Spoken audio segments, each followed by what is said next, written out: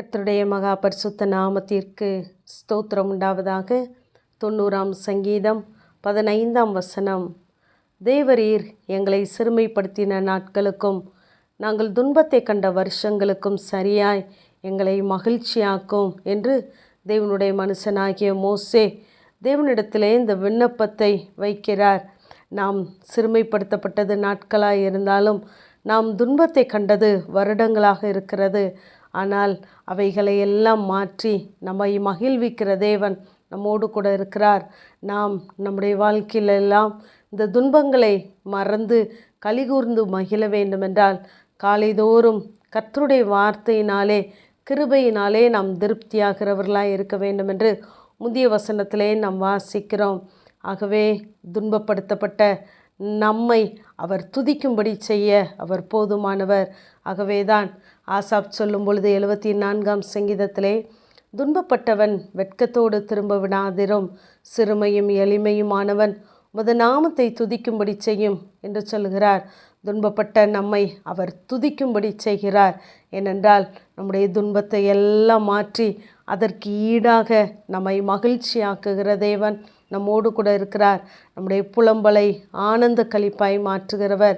நாம் அநேக இக்கட்டுகளையும் ஆபத்துகளையும் துன்பங்களையும் கண்டிருக்கலாம்.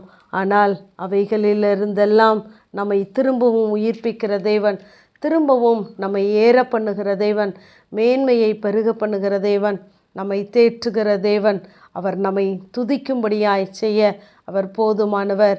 ஆகவேதான் நாம் அநேக நேரங்களிலே இப்படி துன்பப்படும் பொழுது நாம் நம்மை துன்பப்படுத்துகிறவர்களை கசந்து கொள்ளுகிறோம், கடிந்து கொள்ளுகிறோம். ஆனால் துன்பப்படுத்துகிறவன் யாரென்றால் சத்துருவாகவே இருக்கிறான். ஆகவே நாம் மனிதர்களை கசந்து கொள்ளாதபடி அவர்களுக்குள்ளே கிரியை செய்கிற அந்த அந்நிய கிரியைகளுக்கு நாம் எதிர்த்து நிற்கிறவர்களாக இருக்க வேண்டும். நம்முடைய யுத்தம் மாம்சத்தோடும் இரத்தத்தோடும் அல்ல என்பதை நாம் புரிந்து கொள்ள வேண்டும்.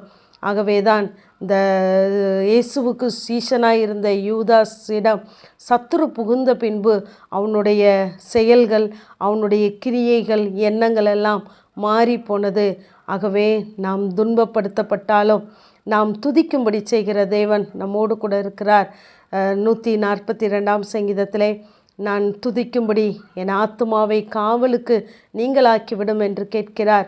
நம்மை சுற்றி இப்படிப்பட்ட நெருக்கமான காரியங்கள் இருந்தால் கூட நாம் துதிக்கும்படி நம்மை எல்லா காவலுக்கும் நீங்களாக்குகிறவர் நமக்குண்டு. ஆகவே தான் ஆதியாகமம் 37ஆம் அதிகாரத்திலே யாக்கோபு சொல்லுகிறார், நான் துக்கத்தோடு பாதாளத்திற்கு இறங்குவேன் என்று சொல்லுகிறார். அப்படி துக்கத்தோடு என்று சொன்னவனை தேவன் தொழுது கொண்டு முடிக்க வைத்தார். 10 அதிகாரங்கள் கழித்து 47ஆம் அதிகாரத்திலே சொல்லுகிறார், அவர் தொழுது கொண்டு அவருடைய வாழ்க்கையை முடித்தார் என்று சொல்லி நாம் பார்க்கிறோம். ஆகவே நாம் துன்பத்தோடு கூட தேவ சமூகம் வந்தால் கூட நம்மை துதிக்க வைக்க அவர் போதுமானவராகவே இருக்கிறார். அப்போஸ்தலனாகிய பவுலை குறித்து நாம் பார்ப்போமானால் அவர் சொல்லுகிறார், நான் துன்பத்தில் பிரியப்படுகிறேன் என்று சொல்லுகிறார். ஏனென்றால் அவர் அநேகரை துன்பப்படுத்தினார். ஆனால் துன்பப்படுத்தினார் அவர் சொல்லுகிறார், நான் அறியாமல் அதை செய்ததினாலே இரக்கம் பெற்றேன் என்று சொல்லி.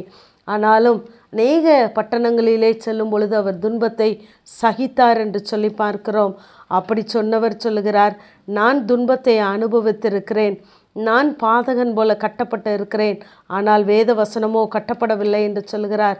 நாம் ஒருவேளை துன்பத்தை அனுபவித்தாலும் நமக்காய் வைத்திருக்கிற தெய்வ வாக்கு தத்தங்கள் உண்டு. அது ஒரு நாளும் கட்டப்பட்டு இருக்கவில்லை. ஆகவே தேவன் நமக்கு எல்லாவற்றையும் நன்மைக்கு ஏதுவாக செய்கிற பயங்கரமான பராக்கிரமசாலியாகிய தேவன் நம்மோடு கூட இருக்கிறார். ஆகவே நம்மை துன்பப்படுத்துகிறவர்கள் நம்மை மேற்கொள்ளாமல் இடறுவார்கள். நீதிமானுக்கு வரும் துன்பங்கள் அநேகமாயிருந்தாலும் அவைகள் எல்லாவற்றிலிருந்தும் விடுவிக்க அவர் போதுமானவர். ஆகவே சிறுமைப்படுத்தப்பட்டு துன்பத்தை கண்டவர்களாய் இருந்தாலும் கர்த்தருடைய சமூகத்திலே நின்று துதியுங்கள், அவர் உங்களை மகிழ்ச்சியாய் வாழ வைப்பார். ஆமேன். ஜெபம். பிதாவாகிய தேவனே, குமாரனாகிய இயேசு கிறிஸ்துவின் நாமத்தின் மூலமாய் உடைய சன்னிதானத்தில் வருகிறேன்.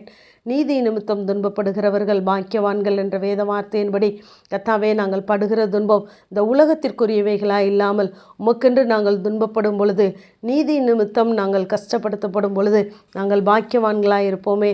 அதன்படி எங்களை செய்யுங்க. இயேசுவின் மூலம் ஜெபங்க, எங்கள் நல்ல பிதாவே. ஆமேன்.